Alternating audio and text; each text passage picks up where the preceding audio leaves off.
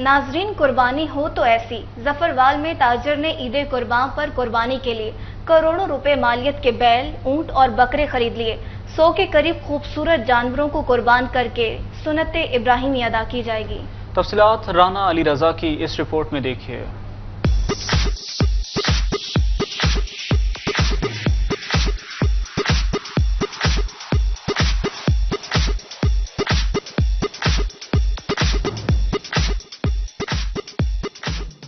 बबलू, बाबू और बादशाह सभी मौजूद हैं एक ही ताजर के पास। जफरवाल में ताजर करोड़ों रुपए मालियत के जानवर खरीद कर पूरा साल इनकी खूब टहल सेवा की।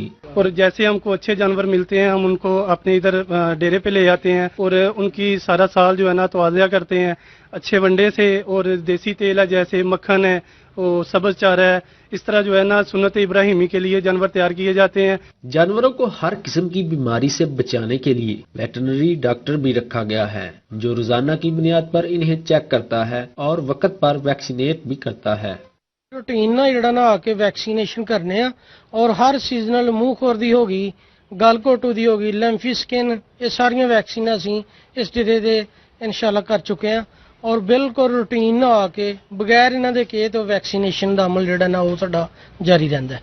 कुर्बानी के इन खूबसूरत जानवरों को देखने के लिए दूर दूर से लोग आ रहे हैं। ऊंट, बैल और बकरों को ज़िबा करके इनका गोश्त हर खासो आम में बिला तफरीक तकसीम किया जाएगा। कैमरामैन टीम के साथ अली रजा राना, रोज न्यूज़, जफरवाल।